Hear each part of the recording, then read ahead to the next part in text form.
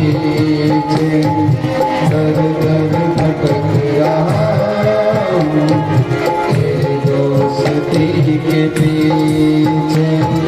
क्या सजा मिली है मुझको तेरी दोस्ती के पीछे दर दर भटक रहा हूँ तेरी दोस्ती के पीछे। बोले सुदामा जी महाराज की सब हाथ से गाइए और हाथ उठा के गाइए। श्री राम।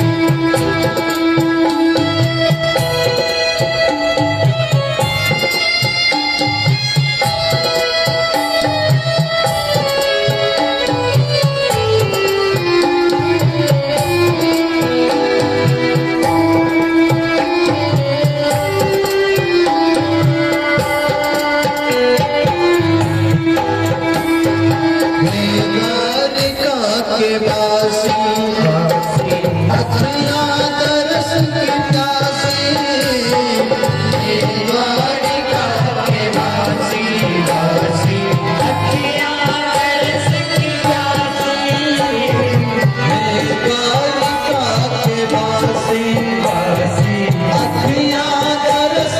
प्यासी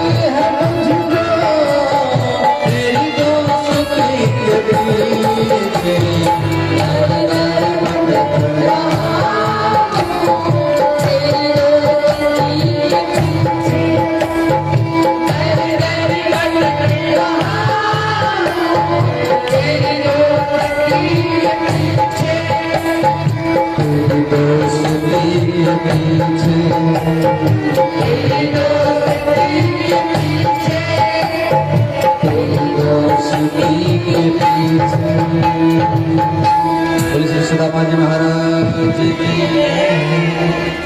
सुदामा जी कई दिन भूख प्यास में चलते रहे और एक नदी के किनारे में बैठे। अब थक गए सुदामा जी, अब न चलने की सांस है और विशाल नदी है सामने, उसको पार कैसे करेंगे? पास में देने के लिए कुछ नहीं है। नदी में आप लोग जाते हैं, नाव में बैठ गए तो नाव का उतराई दे रहे हैं और सुदामा जी के पास में कुछ देने के लिए नहीं है। तो सुदामा सोच रहे मेरे पास में देने के लिए कुछ है नहीं, अब हमारा मित्र से भेंट हो नहीं पाया, अब हमें वापस लौट कर लेगा। तो भगवान यहाँ पर केवट मल्ला का रूप बना कर गए हैं, संध्या का समय है। तो भगवान कहते हैं तुम मेरे लिए एक कदम बढ़ाओ, मैं तेरे लिए 100 कदम बढ़ाऊंगा। भगवान कहते हैं तुम मेरे लिए एक कदम बढ़ाओ, मैं तेरे लिए 100 कदम बढ़ाऊंगा। सुदामा जी उदास हो गए। अब जो मन में इच्छाएं थी वो सब समाप्त हो चुका है। अब सुदामा जी ये सोच है, अब मित्र से भेंट हो नहीं पाएगा। और याद रखना, जहां पर ये इंसान का सोच समाप्त होता है वहीं से भगवान का सोच शुरू होता है।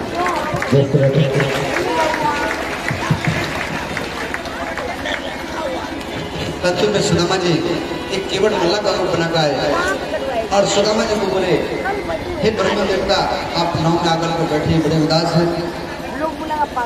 तो अरे भैया, नाव में तो बैठा था परंतु केवट मल्ला ने हमें से उतराई मांगा था नहीं, इसलिए यहाँ पर बैठे हुए मेरे पास देने के लिए कुछ नहीं है। बोले आप बैठ कर जाइए, कम से कम आप ब्रह्म ज्ञानी है, आपके पास में कुछ देने के लिए नहीं है। तो हम सब दिन इसी नदी में नाव चलाते हैं, कथा कीर्तन सत्संग में जा नहीं पाते हैं, आप तो ब्रह्म का ज्ञान हमें सुना दीजिए। तो सुदामा जी सुना रहे हैं और भगवान श्री कृष्ण केवट मल्ला का रूप बनाकर के आए हैं। तो भगवान कह रहे हैं आप कहाँ जाएंगे?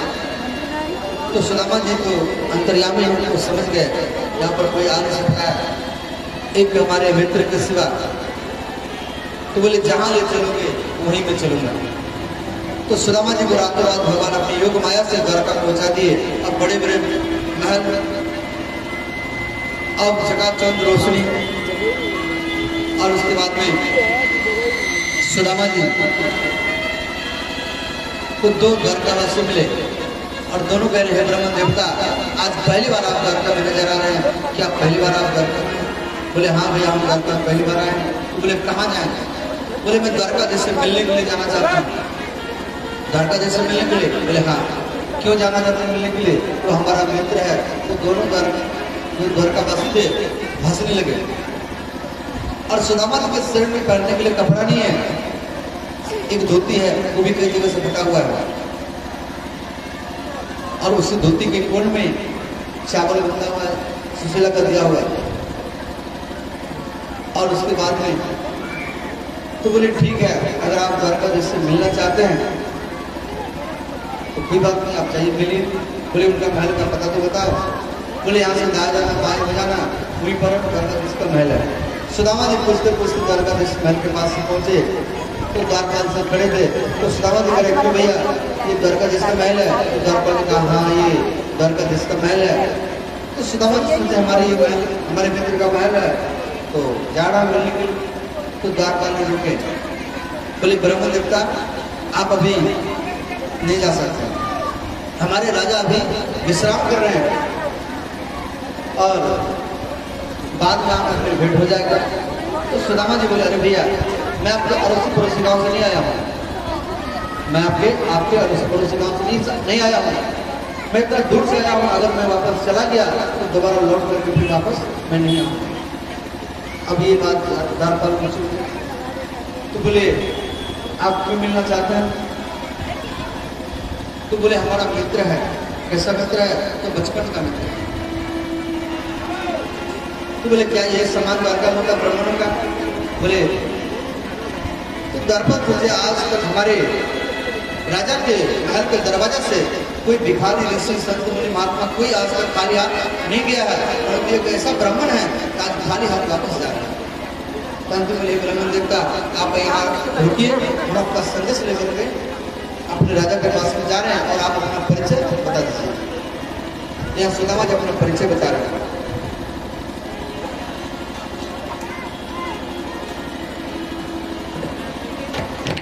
श्री राधे, हमारे माता बहनों श्रीवदन है, थोड़ा थोड़ा आगे होकर के बैठिए, और जो भक्त लोग पीछे से आ रहे हैं, माता लोग पीछे से आ रहे हैं, उनको बैठने में थोड़ा सुविधा हो। श्री राधे, मैं तो जान रहा हूँ परेशानी तो आप लोग को हो ही रहा है, और इन परेशानियों में रह करके आज भागवत का विश्राम दिवस है, गर्मी का मौसम है, फिर भी श्रोता भगवान को कौन रोक सकता है? यहाँ श्रोता भगवान को भगवान भी रोक नहीं पाएंगे। यहाँ भगवान की कथा भगवान भी रोक नहीं पाएंगे। तो हम आप कौन होते रोकने वाले? इसलिए थोड़ा थोड़ा निवेदन आगे आगे थोड़ा हो जाए तो पीछे में कुछ बैठने की जगह मिल जाए।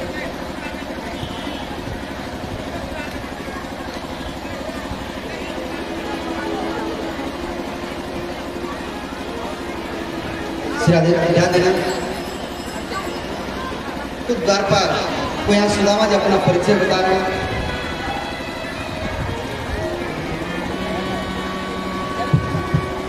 शीश पगान जगतन पे और पाहन की नहीं सामा, धोती फटी सी लटी दुपटी प्रभु जाने को आई बसो यही धामा। बार खरा तुझ दुर्बल एक देख रही हो जग सो वसुधा अभिरामा। पूछत दीन दयाल को धाम, बतावत आपनो नाम सुदामा। द्वारपाल हमारा नाम सुदामा है, और अपने मित्र से बोल देना कि आपका मित्र सुदामा आया है और वो खाली हाथ वापस लौट। द्वारपाल महल के अंदर में गए, भगवान श्री कृष्ण अष्टभुजाओं के पीछे बैठे हुए हैं, कोई पंखा कर रहे हैं, कोई चरण दबा रहे हैं, कोई संगीत सुना रहे हैं। द्वारपाल जाकर खड़े हो गए और बोले महाराज द्वारपालों का प्रणाम स्वीकार हो। तो भगवान के द्वारपालों आपको तो मालूम है भगवान अष्टभुजाओं के बीच में होते हैं, यहाँ पर कोई नहीं आता है। बोले महाराज हमें क्षमा करें और कुछ बोलने की अनुमति दिया जाए। तो भगवान बोले बोलो द्वारपाल क्या बात है? बोले महाराज आपके महल का ये मर्यादा है कि आज तक आपके महल के दरवाजे से कोई खाली हाथ वापस नहीं गया, परंतु आज एक ऐसा हठहार गरीब ब्राह्मण है, पहनने के शरीर में कपड़ा नहीं है, पागल का समान दिखता है, और वो आज खाली हाथ लौट रहा है। तो भगवान बोले सावधान, व्यक्ति दरिद्र हो सकता है, व्यक्ति गरीब हो सकता है, परंतु पागल हो सकता है। तो अंतिम में महाराज ऐसा स्थिति लग रहा है देखने में, और वो आपको वो खाली हाथ लौट रहा है और आपको अपना मित्र बता रहा है। मित्र बता रहा है? हाँ। तो अपना नाम तो बताया होगा। तो द्वारपाल ने कहा महाराज वो अपना नाम सुदामा बता रहा है। और जैसे ही भगवान ने सुदामा जी का नाम जिस पलंग पर बैठे हुए थे उसी पलंग पर जो डायरेक्ट छलांग लगाया। जैसे एक छोटा बच्चा दौड़ता है, पिता सामने खड़ा हो, माँ सामने खड़ा हो, और वो दौड़ता है, ये नहीं देखता आगे में खड्डा है या खंबा है, दौड़ता है, और जब तक माँ से मिल लेता, पिता से मिल लेता है, तब तक वो रुकता नहीं है, चाहे कुछ बोल जाए। भगवान यहाँ से भागते हुए हाँ मित्र सुदामा, हाँ मित्र सुदामा करते हुए महल से भागते हुए जा रहे हैं। और द्वारपाल देख रहे हैं, उद्धव जी देख रहे हैं, रुक्मिणी देख रहे हैं, सब पत्नियां देख रहे हैं। आज हमारे नाथ को क्या हो गया, हमारे महाराज को क्या हो गया, हमारे मित्र क्या हो गया, सबका अंदर में लगे सोचा है। भगवान भक्ति को जा रहे हैं, जैसे एक प्रेमी एक प्रेमिका के लिए भागते हैं, ऐसे आज हम भगवान अपने मित्र के लिए भाग रहे हैं। हाँ मित्र सुदामा, हाँ मित्र सुदामा। सुदामा जी महल के बाहर में खड़े हैं, और सुदामा जी के अंदर में ये सोच है, कहाँ एक दरिद्र ब्राह्मण, कहाँ एक राजा। मित्रता जो होता है बचपन का मित्रता बचपन में रहता है, और बड़ा होने पर वो बदल जाता है, कौन याद रहता है? वो हमें भूल गया होगा, वो एक राजा है, वो भूल गया होगा राजमहल में, इसीलिए अब तक नहीं आया। अगर वो याद रहता तो आ जाता। सुदामा इस बात को सोच करके और वापस लौट गए, जा रहे वापस लौट करके। तो भगवान श्री कृष्ण हाँ मतलब सुदामा करते हुए महल के दरवाजे में पहुंचे। अब सुदामा सोच रहे हैं हमारा नाम कौन ले रहा है, पीछे पलट करके देख रहे हैं तो मित्र भागते हुए आ रहे हैं। तो सुदामा जी को भी रहा नहीं गया, वो भी भागते हुए आ रहे हैं और दोनों सामने आमने सामने आकर खड़े होते हैं। और भगवान का आंसू भरा हुआ है और सुदामा जी का आंखों में आंसू भरा हुआ है। दोनों आमने सामने खड़े हैं। जैसे एक मूर्ति को, पत्थर की मूर्ति को खड़ा कर दो, ना हिलेगा ना डुलेगा ना डुलेगा ना चलेगा, ऐसे दोनों मित्र आमने सामने खड़े हैं। और अंतिम में भगवान श्री कृष्ण को रहा नहीं गया और सुदामा जी को भर करके गले लगाए। बोले श्री सुदामा जी महाराज की। सारा द्वारकावासी देख रहे हैं।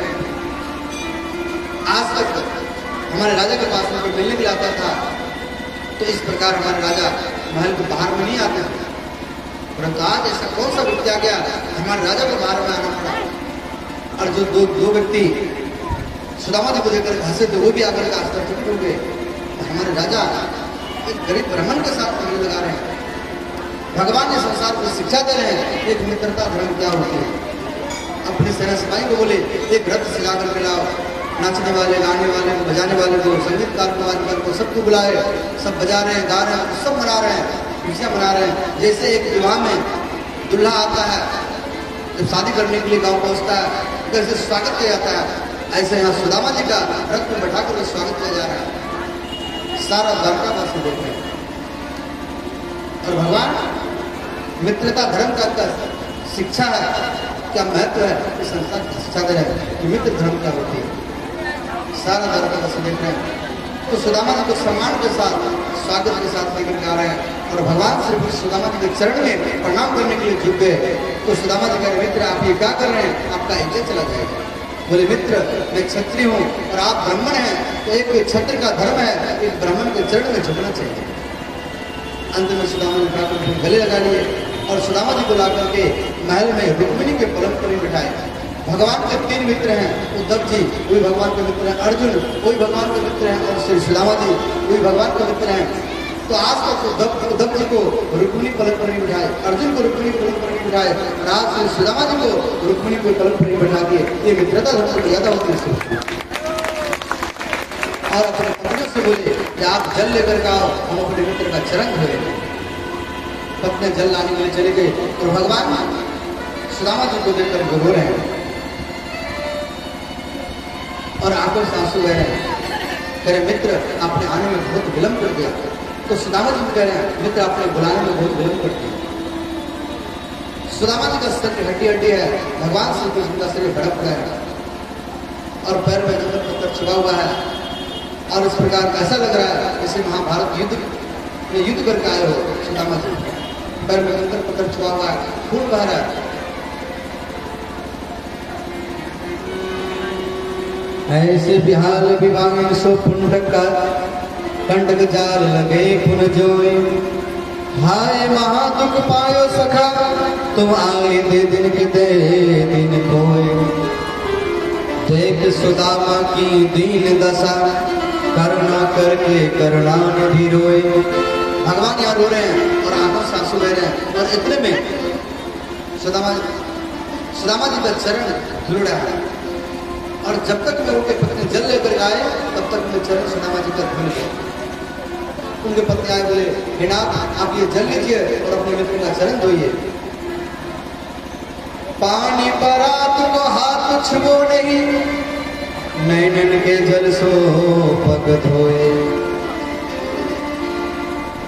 पत्नी कह रहे जल लीजिए और सुदामा जी का चरण भगवान के आंसू से धुल गया और सारा जल इकट्ठा हुआ। बोले मित्र सारा जल इकट्ठा हुआ है, इनको एक कुंड में डालो, इतना जल पड़ेगा तो बीमार पड़ेगा। तो सारा जल कुंड में डाला गया और उसी कुंड में भगवान श्री कृष्ण और सुदामा जी स्नान किए। तो कुंड का नाम पड़ गया सुदामा कुंड। दोनों मित्र स्नान किए और सुंदर सुंदर कपड़ा पहने और भोजन करने के लिए बैठे हुए हैं। तो द्वारका में 56 प्रकार का व्यंजन दोनों मित्रों के बीच में लगा हुआ है। बोले मित्र भोजन करिए। तो सुदामा जी भोजन नहीं कर रहे हैं। सुदामा जी का अंदर में ये सोच है हमारे बच्चे पत्नी सब रात देखते होंगे और मैं यहाँ छिपा हुआ खाऊंगा। तो भगवान के अंतर्यामी भगवान को समझ गए कि इनके बच्चे जब तक नहीं खाएंगे तब तक ये भी भोजन नहीं करेंगे। तो भगवान एक राजा के द्वारा 1 महीना का यज्ञ करवाए और वो घोषणा कर राजा किए कि तीनों टाइम पे भोजन आकर हमारे घर में करे और जो करने के लिए नहीं आ सकते उनके घर में भोजन पहुंचाया जाए सेना सिपाहियों के द्वारा। तो सुदामा के घर में भोजन पहुंचवाए और सुदामा जी के बच्चे पत्नी भोजन किए और यहाँ दोनों मित्र भोजन करने के बाद में अब बातें कर रहे हैं। मित्र आपका विवाह हो चुका है। तो सुदामा जी कह रहे हैं मित्र आपके भाभी का नाम सुशीला है। तो भगवान कह रहे मित्र हमें निमंत्रण क्यों नहीं दिया? बोले मित्र हमारा एक विवाह हुआ है और आपको हम नहीं बुलाया, निमंत्रण नहीं दिया, और आपने जब अपना विवाह किया हमें क्यों नहीं बुलाया? तो भगवान के भक्तों की संख्या आप लोगों को मालूम है। विवाह सुदामा जी करें तो भगवान कह रहे मित्र हमारा जब विवाह हुआ तो नियम की ओर से नहीं हुआ। संध्या का समय गया तो सुबह पत्नी लेकर आ गया, सुबह में गया तो सामने पत्नी लेकर आ गया, कहीं चोरी करके कहीं हरण करके कहीं युद्ध करके, तो आपको कैसे निमंत्रण देता है? हमारा विवाह कोई नियम प्रक्रिया से नहीं। अब यहाँ भगवान कह रहे हैं मित्र हमारे भाभी ने हमारे लिए कुछ भी नहीं भेजा है। अब वो सुदामा जी तो चावल की पुटली को कभी तकिया के नीचे, कभी हाथ के नीचे, कभी जान के नीचे छुपा रहे हैं और सोच रहे हैं कैसी इतनी मुश्किल चावल अपने मित्र को दूंगा और हमारा मित्र का इज्जत चला जाएगा। मन में संकोच हो रहा था। अंत में भगवान सोचे कुछ न कुछ तो जरूर लाया होगा, एक छुपा, और जैसे तकिया खींचे तो चावल की पुटली में, और चावल को पुटली को तो खींचाता नहीं हो रहा है। अब सुदामा जी इधर खींच रहे, भगवान श्री कृष्ण जी खींच रहे। अब ये लीला को रुक्मिणी देख रहे हैं, कह रहे हे नाथ आप ये अपने मित्र के साथ में क्या कर रहे हैं? ऐसे कोई मित्र के साथ में करता व्यवहार, छीना छिपटी हो रहा है तो चावल का। भगवान खींच रहे हैं और सुदामा इसे खींच रहे हैं, नहीं मित्र आपका इज्जत चला जाएगा। अब भगवान उसमें बोले अभी भी आप गुरुकुल में गुरु माता चना देते थे और आप अकेला खा जाते थे, और आज भी ये हमारे भाभी का दिया हुआ चावल अकेले खाना चाहते हो? सुदामा जी का आपको आंसू आ गए। बोले मित्र अभी भी आपके गुरुकुल की बात याद है? हाँ मित्र अभी भी नहीं भूला हुआ। तंतु में रुक्मिणी को कह रहे हैं ये खाने पीने के मामला में बड़े स्वार्थी हैं। गुरुकुल में गुरु माता चना देते थे, ये अकेला खा जाते, हमें नहीं देते। तंतु में सारा द्वारका वासियों को बुलाए और सबके सामने अपने मित्र का मान बढ़ाने के लिए सबके सामने वो चावल को पान लगे और बोले मित्र हमारे भाभी ने हमारे लिए अनमोल मोती भेजा है और आप उसको छिपा रहे थे। 1 मुट्ठी पाए सुदामा जी को 1 लोग दिए, 2 मुट्ठी पाए 2 लोग दिए, और तीसरा मुट्ठी पानी के लिए जा रहे हैं। तो रुक्मिणी जो है वो देवी लक्ष्मी का अवतार है। हम मन में बातें कर रहे हैं भगवान से कि हे नाथ आपने 1 मुट्ठी में अपने मित्र को 1 लोग दिया, 2 मुट्ठी में 2 लोग दिया, अब तीसरा मुट्ठी पानी के लिए जा रहे हैं, 3 लोग दे देंगे, आप कहाँ रहेंगे? आप कहाँ रहेंगे? देखो आप भगवान से मांगेंगे 19 तो आपको भगवान देगा 20, और उसी का नाम है द्वारकाधीश। बोले द्वारकाधीश भगवान की। अब हम भगवान कह रहे हैं देवी हमारे मित्र के पास 1 चावल था और उसका मूल पुण्य था और हमें समर्पण कर दिया था। चावल का 1 दाना बचा हुआ था तो हमें अर्पण किया था, तो आधा हिस्सा मैंने दिया है, अपना हिस्सा आधा और तुम लो। आप भी पाए थे। तंत्र में रुक्मिणी सुशीला को श्रृंगार दी आभूषण, स्त्री के शरीर पर जो आभूषण होता है श्रृंगार होता है वो पति को होता है। तो सुशीला को आशीर्वाद दिया आप सभी बूढ़ी में हम युक्ति बन करके रहेंगे और जो आभूषण में उनको पति को पसंद करने के लिए। उसके बाद सुदामा जी कह रहे मित्र द्वारका में रहते रहते हमें कई दिन हो चुका है, अब मैं वापस जाना चाहता हूँ। बोले मित्र अभी तो आप आए हैं और कैसा आप जाकर अभी जाने आपको नहीं देंगे, आप रुकिए अभी कुछ दिन और रुकिए। तो सुदामा जी को रोकने के लिए भगवान श्री कृष्ण ने राम कथा बैठाई। तो 1 महीना तक राम कथा चला। तो सुदामा जी दिन में कथा करते थे और रात में भगवान श्री कृष्ण उस कथा को लीला के रूप में दिखाते थे। अंत में सुदामा जी के नाम पर भंडारा किए और सुदामा जी का विदाई हो रहा है तो विश्वकर्मा जी को बुलाए भगवान, और विश्वकर्मा जी के द्वारा सुदामा जी के लिए एक घर का महल जैसा महल का निर्माण करवाने के लिए सुदामा जी को बोले। तो विश्वकर्मा जी भी आश्चर्यचकित हो गए, द्वारकाधीश महल जैसा? बोले हाँ, हमारे मित्र का महल हमारे महल के बराबर हो, हमारे महल के जैसा हो। तंतु में वृंदापुर में विश्वकर्मा जी आए देवी सुशीला के सामने। तो सुशीला कह रहे आप कौन है? तो बोले मैं विश्वकर्मा हूँ और मुझे भगवान यहाँ भेजे हैं एक महल का निर्माण करने के लिए। बोले आप यहाँ महल का निर्माण मत कीजिए, हमारे पति इसी गांव से भिक्षा करके अपनी जीविका को चलाते थे और आप यहाँ महल बना देंगे, इस समाज में क्या करेगा? अगर महल आपको बनाना है तो पहले गांव वालों का महल बनाओ, फिर आप हमारा महल बना देंगे। तो विश्वकर्मा जी बोले धन्य हो सुशीले, धन्य हो सुशीले। तंत्र में भगवान को याद किया विश्वकर्मा जी और भगवान कह रहे हैं भगवान ये सुशीला का कहना पहले गांव वालों का महल बनाइए। तो भगवान बोले हमारी इच्छा मानकर सुशीला का हर एक इच्छा को पूर्ण कीजिए। तो पहले गांव वालों का महल बनाया, फिर सुदामा जी के लिए महल बनाए और अंतिम में सुदामा जी के लिए महल बनकर तैयार हो गया और सुशीला उस महल में नहीं गई। क्यों? सुशीला एक पतिव्रता स्त्री है। अब यहाँ सुदामा जी का विदाई हो रहा है तो अपने पत्नी को बुलाए और बोले देवी हमारे मित्र जा रहे हैं, आशीर्वाद ले लो। तो बारी बारी से पत्नी आ रहे हैं भगवान के आशीर्वाद लेने के लिए। तो सुदामा जी आशीर्वाद दे देते, थक चुके हैं, गला बैठ गया, हाथ में दर्द हुआ। बोले मित्र अभी और कितना बाकी है? बोले मित्र अभी तो 2000 हुआ, चलता 1108 बाकी है। बोले आशीर्वाद दे देते तो बहुत दिन हो लग जाएगा। तंत्र बोले अपने से एक साथ प्रणाम करेंगे। भगवान बोले देवियों एक साथ हमारे मित्र को प्रणाम करो। तो भगवान को श्री पत्नी एक साथ में प्रणाम किए और दोनों हाथ उठा करके सुदामा जी आशीर्वाद दिए, सौभाग्य। तो अंतिम में अब यहाँ सुदामा जी का विदाई हो रहा है। तो सुदामा जी को जो कपड़ा पहनाए थे भगवान, वो कपड़ा को उतरवा दिए और जो फटा हुआ धोती थे वो पहना। बोले मित्र आप जाइए। देखो ऐसा कोई कर सकता है अपने मित्र के साथ? अब सुदामा जी जा रहे हैं तो सुदामा जी मन में सोच रहे देखो एक तो मैं आ नहीं रहा था, पत्नी के बार बार कहने पर आया और यहाँ तो नया कपड़ा पहनाया, सुंदर भोजन कराया, आते समय कपड़ा भी उतार दिया। बाहर में मित्र, ऐसा तो मित्रता होना चाहिए। ये बात सोचते हुए सुदामा जी अपने वृंदापुर पहुंचे और वहां पर अपना महल को ढूंढ रहे थे, झोपड़ी को ढूंढ रहे थे। तो झोपड़ी नहीं मिला तो अंतिम में स्त्री सुशीला वहां पर खड़ी थी। बोले नाथ आप क्या ढूंढ रहे हैं? बोले सुशीले। बोले अपना झोपड़ी कहाँ है? बोले झोपड़ी समाप्त हो गया, ये महल अपना ही है। तो अंत में सुदामा जी कह रहे हैं देखो वहां को आते समय कपड़ा को उतार दिया और यहाँ महल का निर्माण कर दिया, बाहर में गिर जाओ भनक पे लगने दीजिए। बोले सुदामा जी महाराज की। तब सुदामा जी पत्नी को लेकर के महल में ले और अपनी पत्नी को बोले सुशीले आपको तो महल चाहिए था, आपको धन चाहिए था, आपको घर मिला, महल मिला और मुझे भगवान का दर्शन चाहिए था, मुझे भगवान का दर्शन मिला। अब तुम इस महल में रहो और हम जा रहे हैं भगवान का भजन करने। बोले श्री सुदामा जी महाराज की। इस प्रकार का अंतिम में शेष जीवन सुदामा जी प्रकट होता है। अब भागवत में नवयोगेश्वर संवाद है।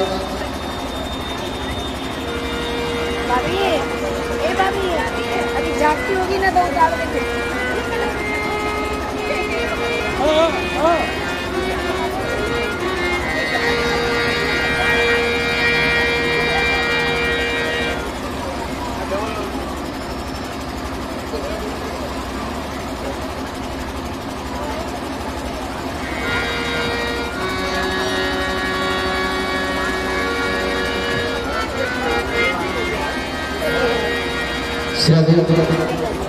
हमारे भागवत पुराण के कार्यकर्ता, अगर आप इधर उधर को छुप छुप के बैठे हुए सोए हुए हैं तो आप जिनको जो सेवा में लाए सौ में सेवा में लगे रहे और एक मर्यादा बना करके रखें। सेवा ही धर्म है।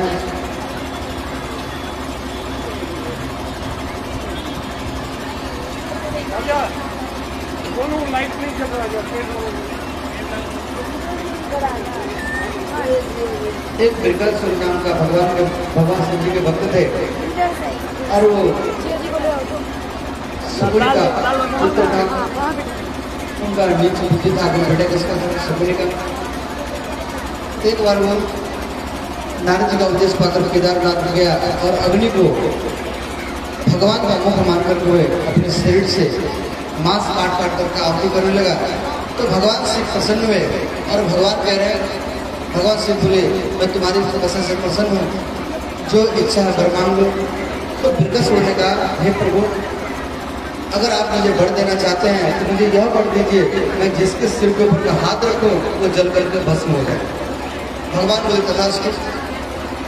तंत्र में वृकसुर होता है यहाँ और भगवान शिव है, तो परीक्षा कहाँ पे करो, यहाँ पर भगवान से परीक्षा हो जाएगी। भगवान शिव को हाथ रखूंगा, जल करके भस्म हो जाएंगे, इनके पत्नी को लेकर के भाग जाएंगे। तो भगवान शिव जी को वृकसुर हाथ घुमाने के लिए चले गए, तो भगवान से वहां से भयभीत होकर के भागे और सारा देवता में हाहाकार मच गया। जब क्या होगा, भगवान शिव को पीछे वरदान दे देते हैं, परस्पर संकट वरदान देकर दूसरे संकट में पड़ जाते हैं। तो अंतिम में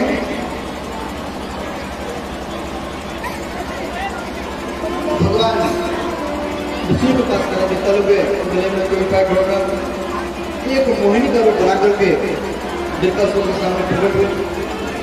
यहाँ भगवान वृकसुर कह रहे हैं कि आप इतना परेशान क्यों? बोले भगवान से मैंने बढ़ गया है, मैं जिसके सिर को हाथ रखूंगा तो जल करके भस्म हो जाएगा। बोले इतनी सी बात, तो मैं सरल उपाय बता रहा हूँ, आपको वरदान सच है ये झूठ है पता लग जाएगा। एक काम करो, अपना हाथ अपने मस्तक के ऊपर रखो और गर्म लगेगा हटा लेना और समझ लेना वरदान सच है। वो वृकसुर करके अपना हाथ अपने मस्तक के ऊपर रखा और जल करके भस्म हो गया। अब यहाँ सारा देवता लोग आगे कह रहे हैं हे महादेव आप थोड़ा सोच समझ करके वरदान दिया है। तो भगवान से अति बोले हैं, भगवान से अति बोले हैं, वो कुछ भी वरदान दे देते भक्तों को। तो सारा देवता लोग सोच समझ करके वरदान दिया करें। तो भगवान से बोला अगर मैं सोच समझ करके वरदान दूंगा तो मैं मिलेगा।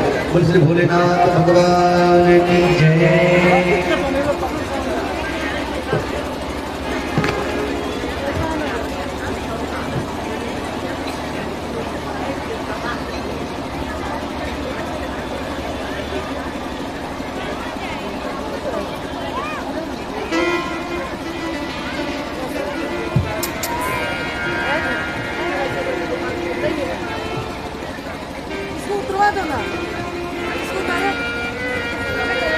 बड़े भागवान स्वतन पावा, सुर दुर्लभ सब ग्रंथ ही गावा।